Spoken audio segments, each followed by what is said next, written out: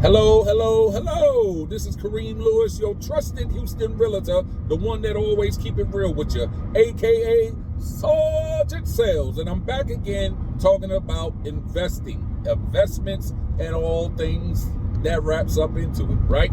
And so on my last video, right, I was telling you about a call that I got, right? And then I received to get another message saying, man, you didn't tell us any of the steps. That's true, because I'm trying to keep some of these videos short, right?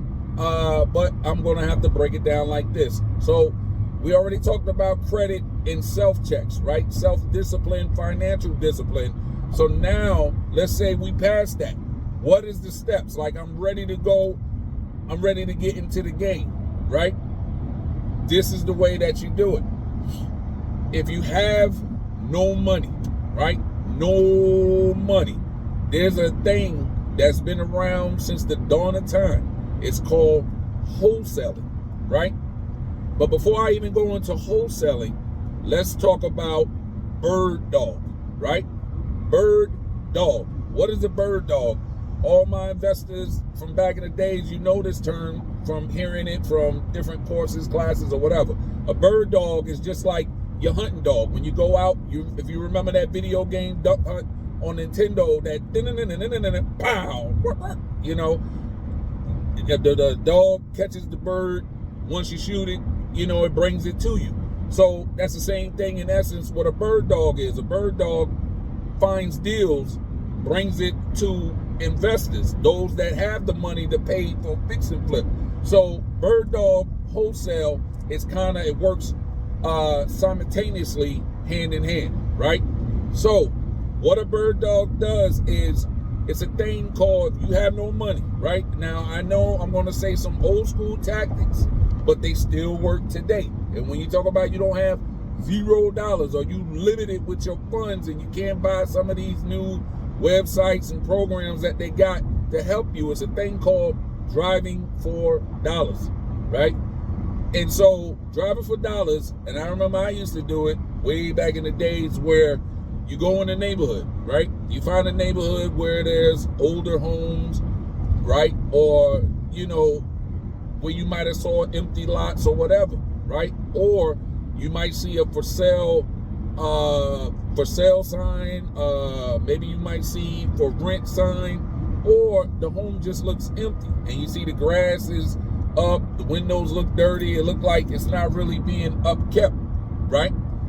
Then you'll take down the address, right? So you make a list of different homes. You make sure you kind of write down the description of the home, like it's a single family, townhome, multifamily, whatever, right? Get down the address.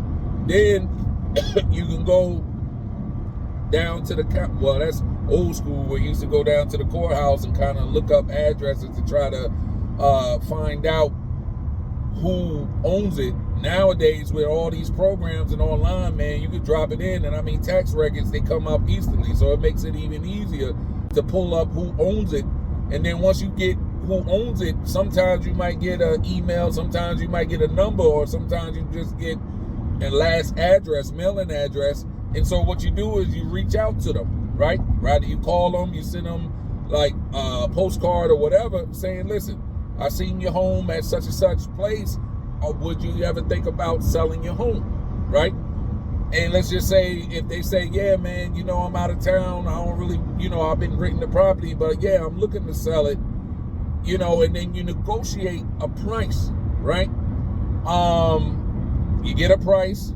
Of course, you try to get a price like this. So let's just say if the house is worth, I'm gonna use, of course, it's not today's numbers, but just simple math. Let's say if it's worth 100 grand, right?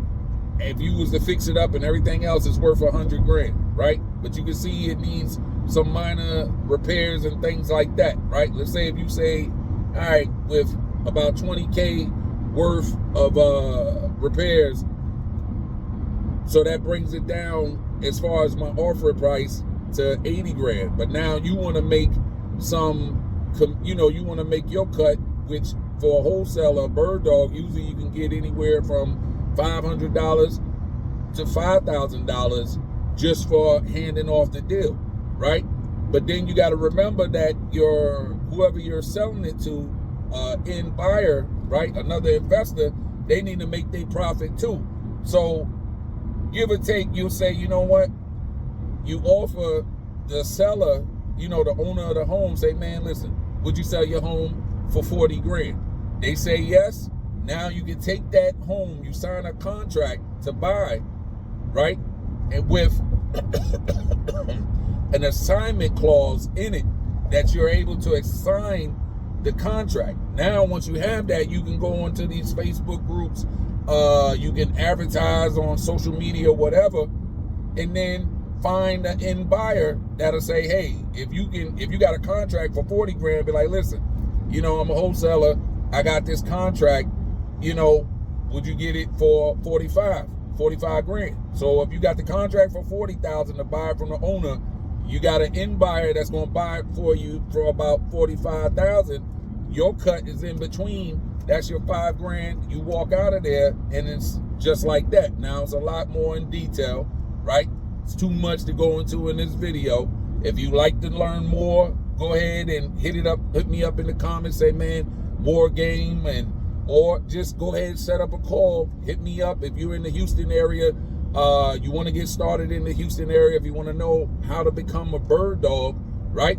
Again, I can help train you to be a bird dog, right? Where you can help me with some of the clients that I have, right? Help you, help me, we all win. So if you're ready to get in the game, you can't say money is going to stop you. I gave you an example of how you can do all of this for free, just a little time, little resource, drive around, enjoy, and just write down some notes, and we can make it happen. So again, this is Kareem Lewis, your trusted Houston realtor.